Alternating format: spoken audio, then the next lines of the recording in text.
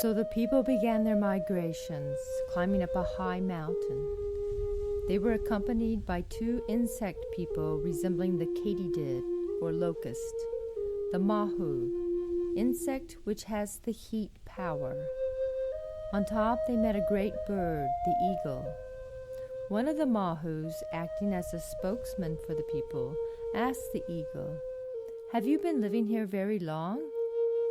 "Yes," replied the eagle, "since the creation of this fourth world." "We have traveled a long way to reach this new land," said the mahu. "Will you permit us to live here with you?"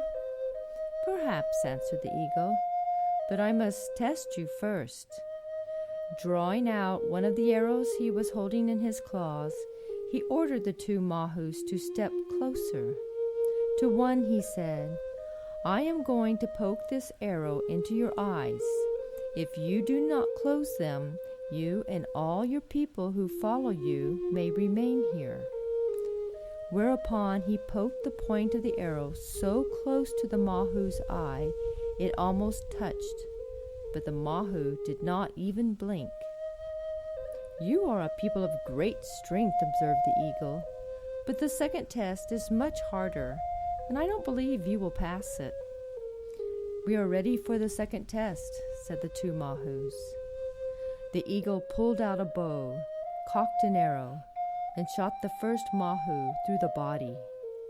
The mahu, with the arrow sticking out on one side of him, lifted the flute he had brought with him and began to play a sweet and tender melody. "Well," said the eagle, "you have more power than I thought." So he shot the other mahu with a second arrow. The 2 mahus, both pierced with arrows, played their flutes still more tenderly and sweetly, producing a soothing vibration and an uplift of spirit which healed their pierced bodies. The eagle, of course, then gave the people permission to occupy the land, saying, "Now that you have stood both tests, you may use my feather any time you want to talk to our Father Sun, the Creator, and I will deliver your message because I am the conqueror of air and master of height. I am the only one who has the power of space above, for I represent the loftiness of the spirit and can deliver your prayers to the Creator." Ever since then, the people have used the feathers of an eagle for their prayer feathers and sing to a sick child, knowing that the sweet power of music will help to heal him.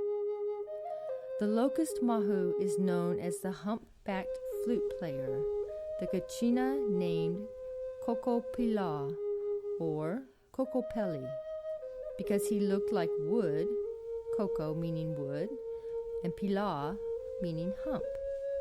In the hump on his back he carried seeds of plants and flowers, and with the music of his flute he created warmth. When the people moved off on their migrations over the continent, they carved pictographs of him on rocks all the way from the tip of South America up to Canada. And it was for these 2 mahus that the blue flute and gray flute clans and societies were named. Having obtained the eagle's permission to occupy the land, the people now divided into 4 groups, each going a different direction. With those going to the north was the blue flute clan, accompanied by one of the 2 mahus.